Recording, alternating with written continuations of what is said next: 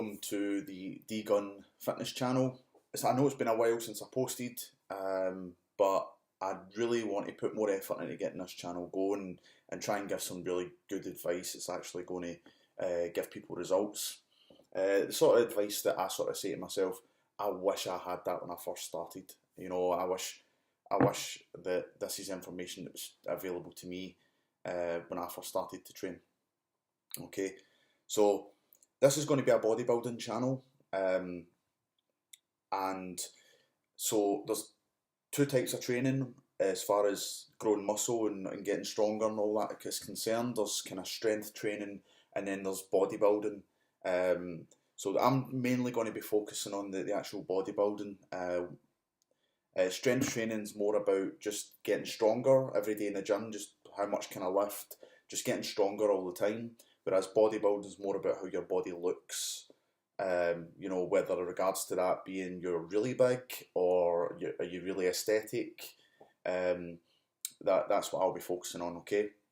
So in order to do that, I'm going to be focused today on three simple tips that you, as a newbie to training, or maybe you're somebody that's been training for a while and you've kind of hit that plateau and you're saying to yourself, well, I've been training a while now and I'm really not getting any more results. I'm not, you know, I'm not progressing at all. I'm not getting stronger. I'm not looking any better. In fact, in some cases, I feel as if I'm looking worse. And we'll talk about why that's the case, okay? So the three tips that I'm going to give you today to start you off, to get that basic foundation of a growth foundation for building muscle. The three tips that I'm going to give you, and we'll discuss them in relative detail, is tip number one, you need to get enough protein.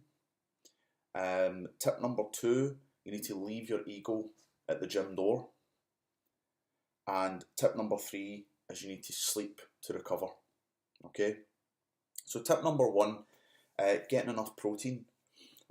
When you go in the gym, you create trauma in your muscle. So when you work out, you create trauma. Okay, so it's almost like your body needs to heal. So when you go into the gym, training is just the catalyst. That is just the thing that starts muscle growth. Okay, everything else you do outside the gym, that is what's actually going to determine how much growth you get. For example, okay, so if you had your starting point is here, right? This is obviously very scientific. So you train, and if you imagine this is like a graph, so you train and you create trauma in the muscle, okay? This is obviously a very exaggerated version of this, but when you recover, you take in enough protein and you get enough sleep, you would hopefully recover to a point that you're now got a new starting point. Okay, so your new starting point is now here, and you would continue to try and do that so that you're eventually up here somewhere. You started here, now you're up here. Okay, pretty simple stuff. But if you don't get enough protein, then you can do your training, you can create that trauma, and then when you try and recover, you recover to about the same or sometimes even lower. So basically you're creating the trauma, you're recovering about the same. So you're either plateauing or, and even worse off, you're actually training so hard, you're creating so much trauma that when you try and recover, you're not even recovering to the point you started at. So actually you can then be declining, okay? So that would be tip number one, get enough protein. Normally a good rule of thumb would be 1 gram of protein per pound of body weight, okay? And things like chicken, tuna, fish, turkey, red meat, lean mince, all that type of thing. I track it on MyFitnessPal. That's the way I do it. You track it on MyFitnessPal, you enter it in, and you can start off just getting enough protein. That's going to put you in a good stead for your very basic level to build that foundation.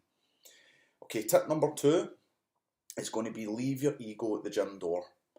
If you want to bodybuild, if it's all about the size for you, like or how the body looks, then you need to train like a bodybuilder. Okay, you need to train like a bodybuilder, and that means leave your ego at the door. You need to train based on two things: mind-muscle connection and peak contraction. Okay, now what does that mean? And again, I want to keep this quite basic.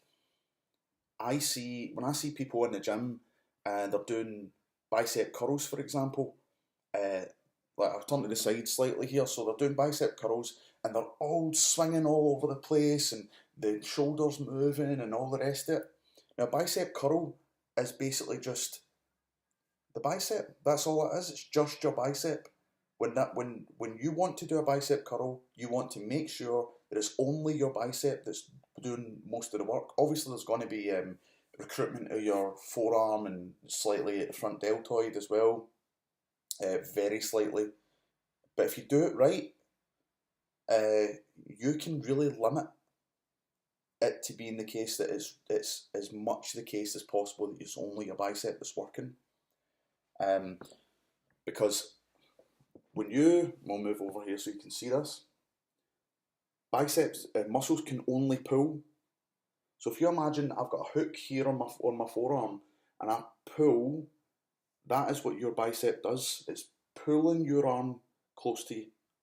Okay, so that is simulating a bicep curl.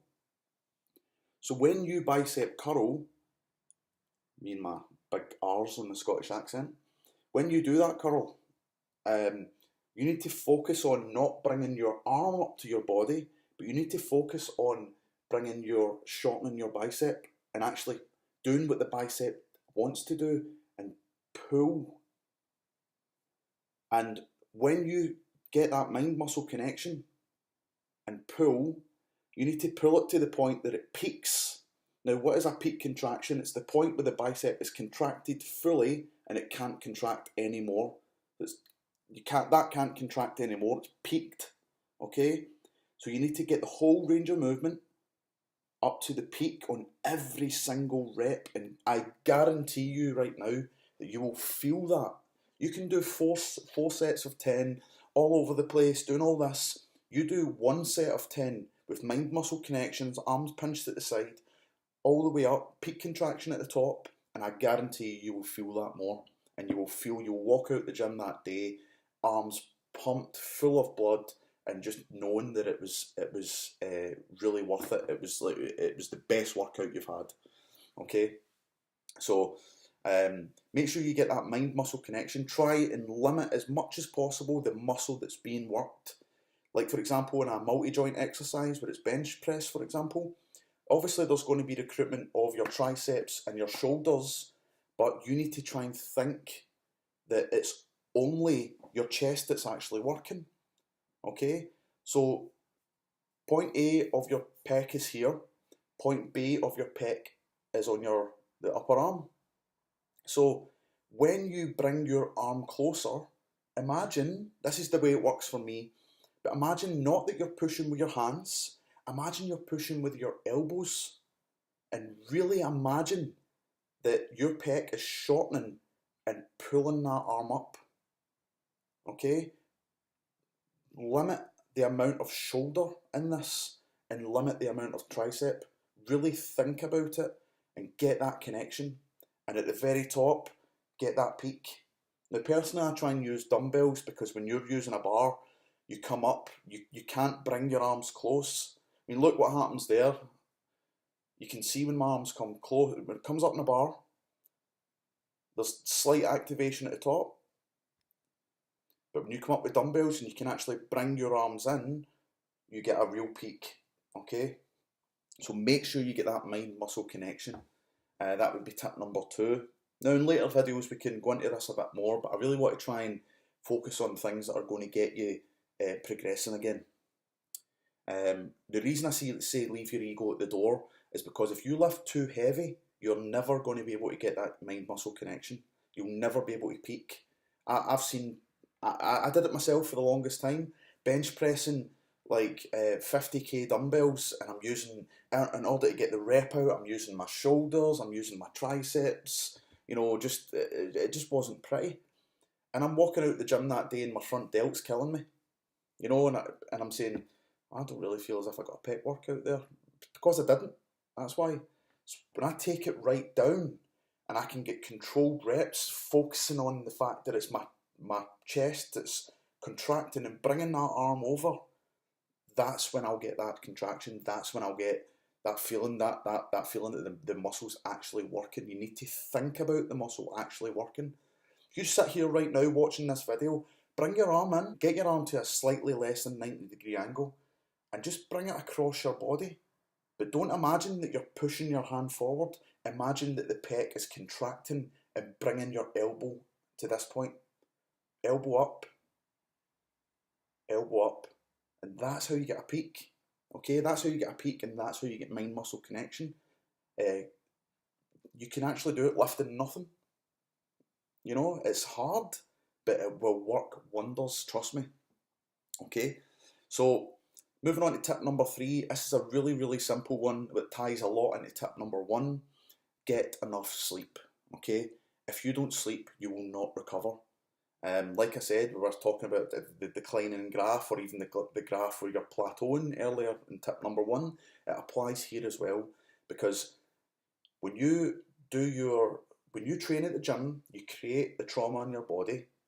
At this point, you give your body the nutrients it needs, the protein it needs, and the carbs as well.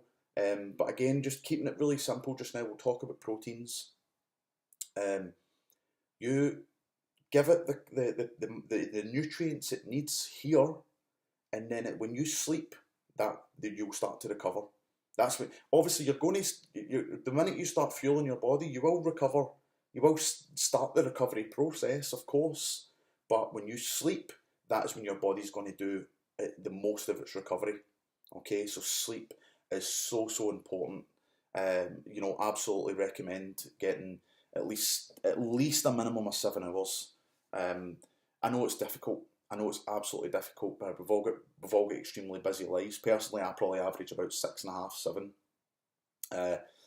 So absolutely get enough sleep. That has to be a big tip for you.